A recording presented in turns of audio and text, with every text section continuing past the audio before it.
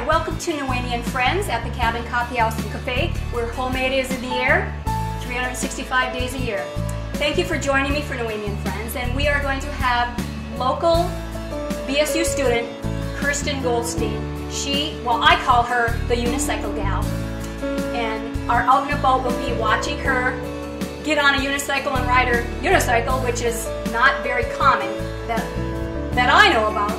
And you are also going to be entertained by me showing you how to cook simple cooking meals, which is always useful information from forever. And also we're going to have a variety of some local musicians, so please join me for Noemi and Friends.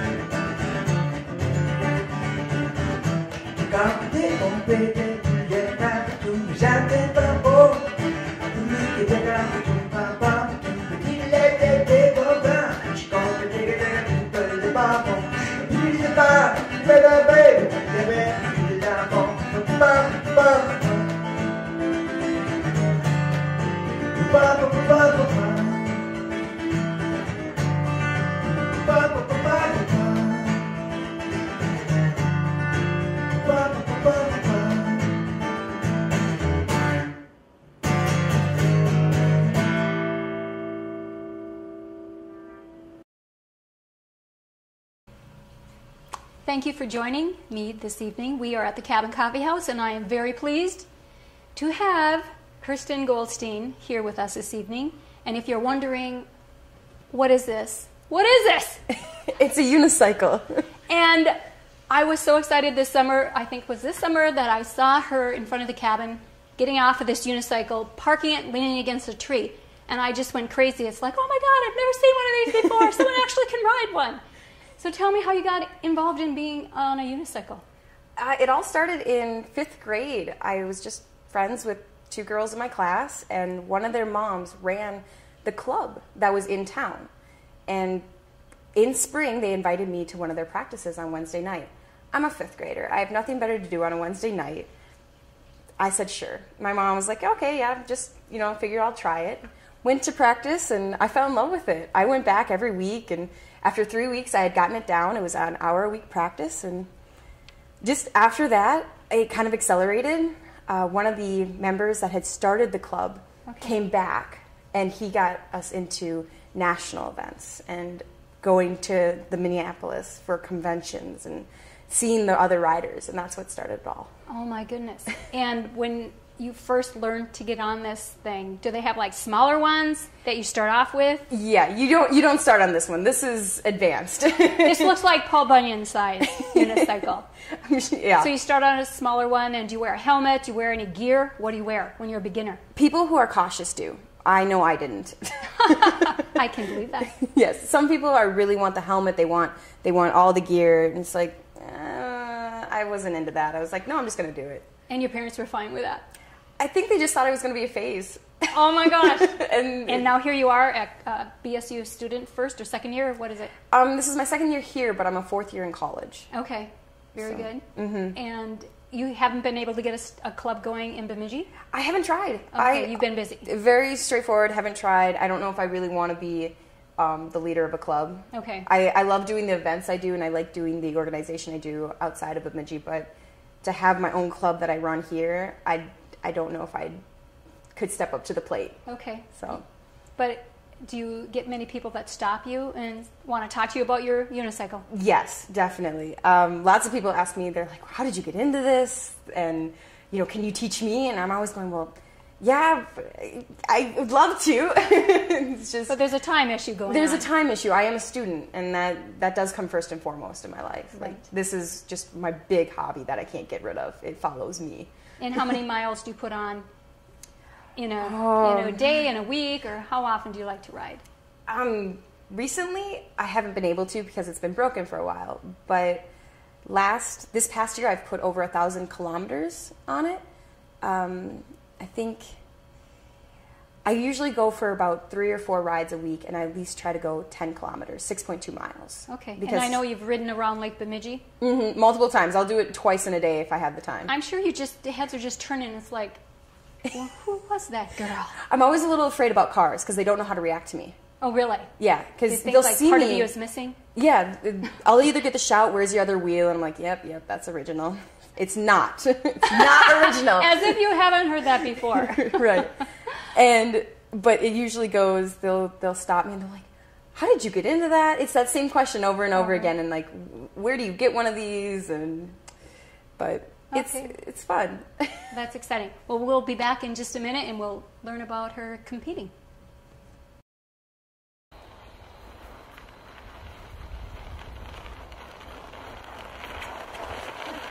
Hey, Kirsten! Hi!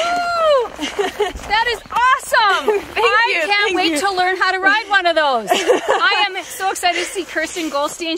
We've already spoken to her inside, and we wanted to come outside and see you in action, and you can even do it in the winter. I can. Very exciting. Is this winter tires on here? No, actually, this is a regular mountain tire. Mountain tires? So I take it out on mountain bike trails. Mobile Maze just north of town is awesome. I love the single track. That's awesome. And this is a little shorter than the one that we had seen? Yep. The other one would probably reach about here on me.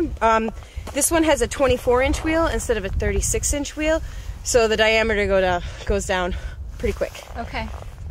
So have you been doing much in the winter time? Not really. We had that big ice. Okay. The big thaw and then the big ice, and so it was too dangerous to take it out. But now with all the snow on top, yeah, I've been taking it out a couple days every week. Just like walking, it's easier to walk on snow than it is on ice. Yep. That's so exciting. And you're still going to be fundraising for your trip this summer? Well, my trip has changed, but yes, I'll probably be doing some fundraising. Okay. I would like to. I plan on going to Austria now. Oh! And I'll visit a friend there who unicycles, but will unicycle in the Alps. And yes, I want to do some fundraising for that to help fund my trip. I hope you bring someone else that will drive behind and film you in the Alps. We'll have some friends, yes. So it won't just be us. Make sure you put some of that on YouTube so we can see you in Austria. I would love to. All right. Thanks for coming in and showing us the Bemidji's famous unicycle bane. Perfect. All right. Well, thank you. There are tricks where people will take their feet off the wheel and walk it with their feet. Oh my goodness. It's much easier on a smaller one. I can do that at the gym. Okay. People have also been known to do, it's called crab. You're using your arm muscles to stay up, and you walk it that way and that way.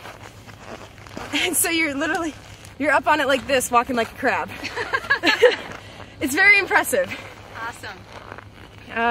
There's lots of tricks. I mean, freestyle-wise, this one is great for speed on small tracks, on a single track, on any regular mountain bike trail.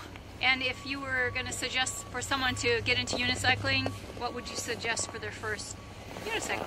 This is a 24-inch, and I would suggest a 20-inch. It's a little bit smaller. The cranks will be shorter. They won't be metal, so you won't hurt your shins. And it's easier to control when you're learning. And to learn good balance, you can just have good balance on the ground and you know how to balance, and it transfers to the bike.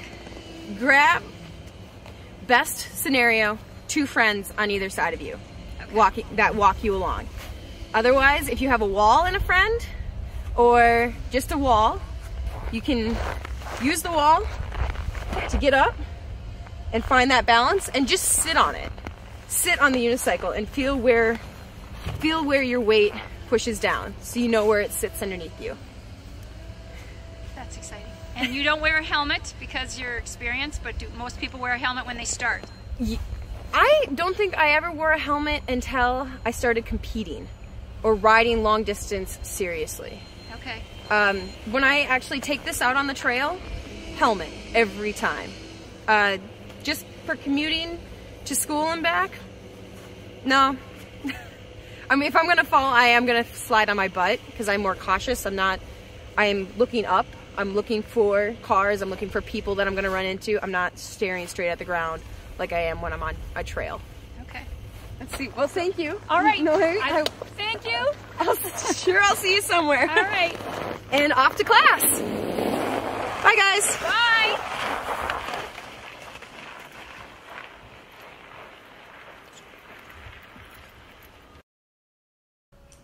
All right, we are back, and I want to hear about you competing. I know that you were in Europe. Mm-hmm. Tell us about that. Specifically this summer, I went to Italy for the 16th World Championship. We call it Unicon. Okay. It's not really an acronym, but we all know it's the World Championships. Okay. I was in the Italian Alps in a town called Brixen. That's the German pronunciation, and the Italian is Brassanone. Okay. But the town speaks mainly German. So I didn't learn any Italian. No Italian. Mm-mm. And how did you do there? Or how many people were there? How many unicycles? We had 2,000 competitors and over 500 non-competitors. So I know we had more than that who hadn't registered. Okay. So I would probably say we had nearly 3,000 unicycle-related people in this town.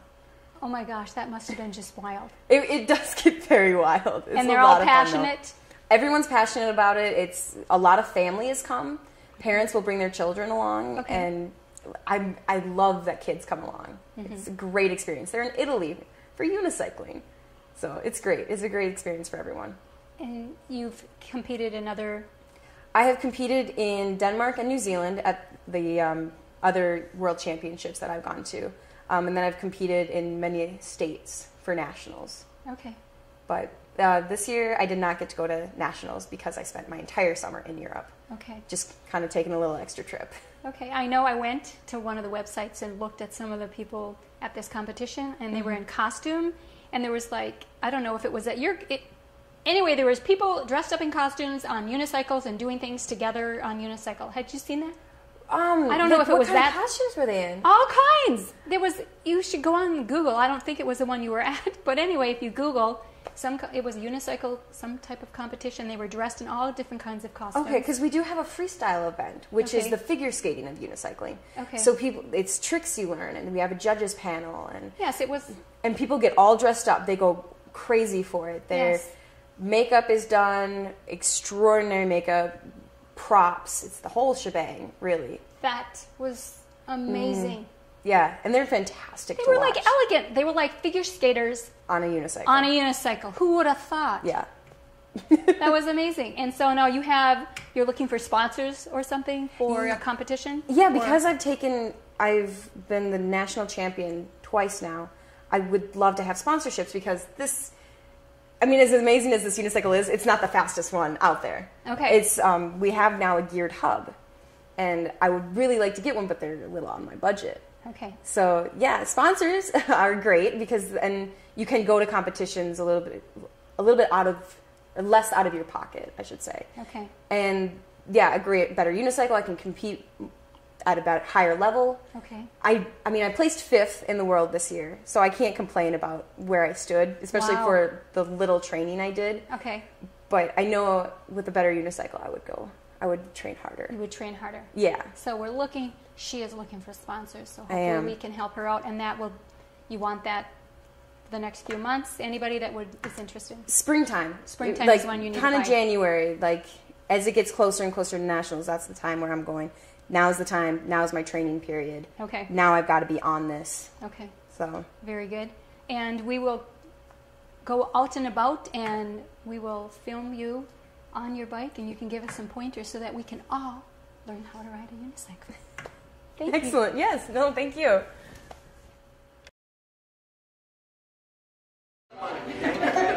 Welcome, everybody. We're ready for our Ruby Tuesday section. I need to introduce people briefly. So in the front row is Don Leith, Larry Young, Ken Nichols, and Kerry Munson. I'm Don Zeman. Back here I've got Ron, Bill, Terry, David, Bob, Joyce, and Debbie. And we are going to sing a couple songs for you. One of our favorite gospel bluegrass songs, One Step at a Time.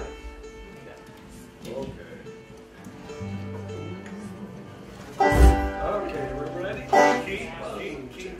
G. I've been over by the glory and the power of His love. When I stumble and I fall, He's there to pick me up. In the face of all temptation, He's been stripped away my pride. Wrapped in His sweet salvation, but I know I'm glory bound. Oh, I'm a man. Got my angels there. And I got no way.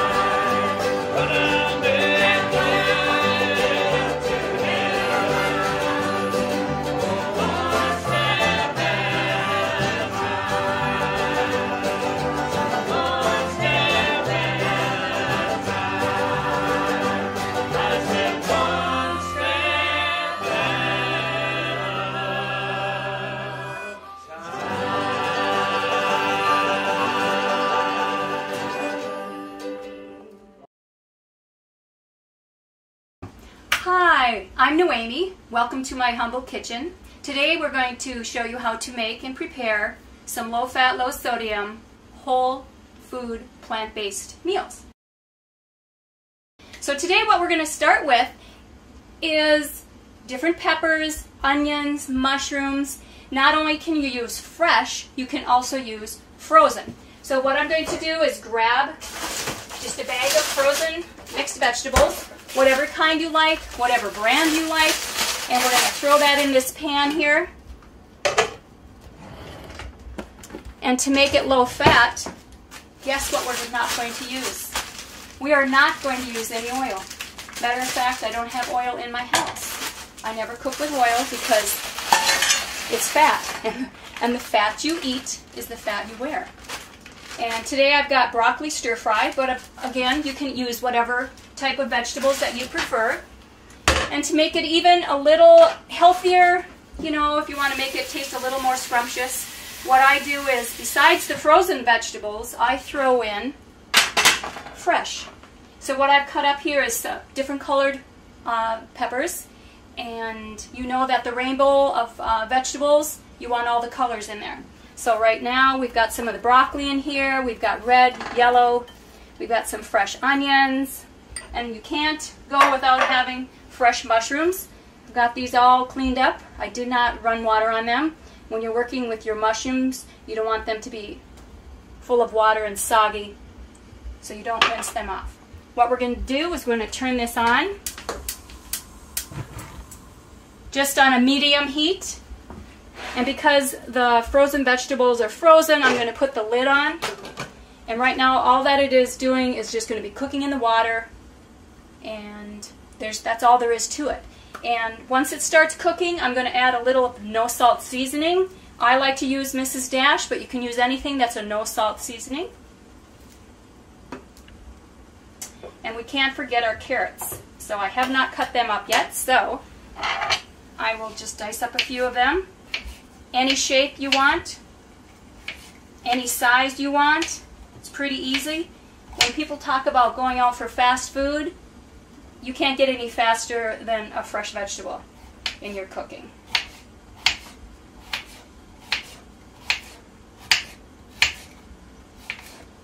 Look at the color on that carrot. Beautiful orange. Love it. Absolutely love it. And with this meal, we're going to serve it on rice. Isn't that gorgeous? Look at that. Oh my gosh, I'm hungry. My mouth is watering. The other thing I want to throw in there, which I don't think there was any in the frozen bag, is I grew some vegetables and I wanted more greenery in there, so I've got some little zucchinis here. You can also add some squash. Whatever you like, whatever taste you prefer, just throw it in there. It's divine. And this is so good because I grew it from scratch in my own little garden. And I'm not that good of a gardener. I just started that. Anybody can grow some vegetables in their property. There we go. Lovely. More colors. The more colors you can get in your meal, the better off. Your body will thank you immensely. Marvelous. And I happen to really like a lot of onions, so I'm going to put some more in there. Alright, let's go back to our delicious stir-fry veggies. I've taken the lid off because I need the water to slightly boil out, because we don't need all of the liquid left in there. It can just boil out. But I also like to add that seasoning, so I'm going to add the no salt seasoning, and you can add lemon pepper, whatever you enjoy eating. It'll give it a little more spice, and it replaces the salt that you normally would be cooking with, and we don't cook with salt. And if somebody comes to my house and they ask for salt, well, what happens is I go in the bathroom and I get the salt shaker, because the only thing I do with salt is I gargle with it. I don't put it in my food. There's enough sodium in the different foods that you eat that you're never going to be starved of salt. So we don't cook with it in our kitchen. Doesn't that look divine? Oh my gosh, look at all those colors. And we're just going to let the water cook out, and then it'll be done, and we're going to serve it on top of a par-baked, par-cooked brown rice. You can cook regular brown rice from scratch, or you can buy Success brand or any other kind of par-cooked rice, it only takes 8 minutes, which is a lot faster than cooking the dry brown rice. Or if you prefer wild rice as well, we live in the northern part and we have a lot of access to wild rices, and we do cook with those as well. There we go, almost done.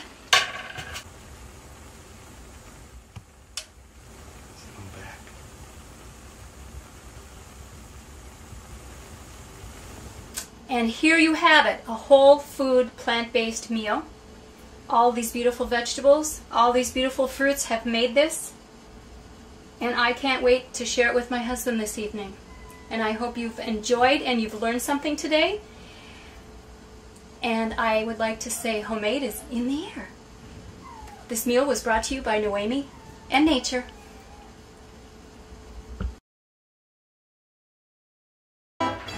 Well, one of the most delightful songs is a Hal Ketchum song called Small Town Saturday Night.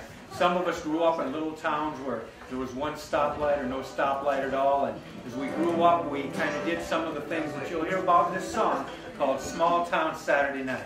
Let's go like this. 1, 2, 3, 4.